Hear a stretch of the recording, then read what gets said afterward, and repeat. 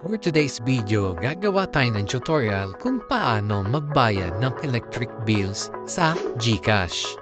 Pero bago ang lahat, huwag kalimutan mag-subscribe, paki-like na din, and paki-share na din sa mga kilala natin. Ang tutorial pala na to is dito sa probinsya, sa Partido area, Casureco Port. Pero bago ang lahat, intro muna tayo. Subscribe now and press the bell icon. Never miss an update.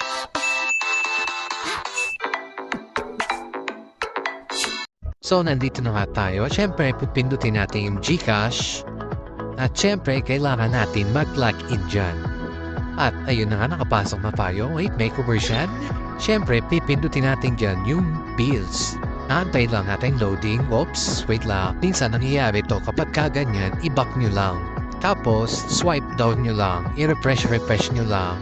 Tapos, pagkatapos yung ma-refresh, punta ulit kayo sa bills. Yun, pagpasok na tayo, punta tayo sa electric bill. Tapos, hanapin lang natin doon si Casureco Port. Kapag nakita nyo si Casureco Port, click nyo lang yun. And then, enter nyo yung amount.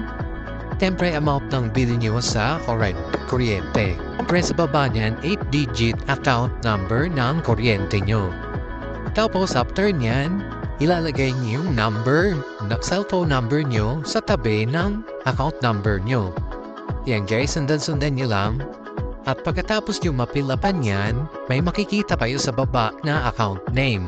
Tapos, hindi lang account name ang ilalagay mo. Ilalagay mo yung amount ng kuryente nyo. Yun ang isali yung point, yung mga sentabo dun sa katabi ng account name nyo. And then, sa baba naman, may kita kayo dun na email. Siyempre, optional lang yun.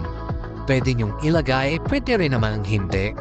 Yan guys, susundan lang natin yung step by step. May nakalagay naman sa baba kung ano yung ilalagay mo. Pre, kahit optional, nilagay ko pa rin yung email ko para ma-receive ko pa din. And then, after nyan, next lang natin. And then, pindutin natin yung kulay blue, yung yes.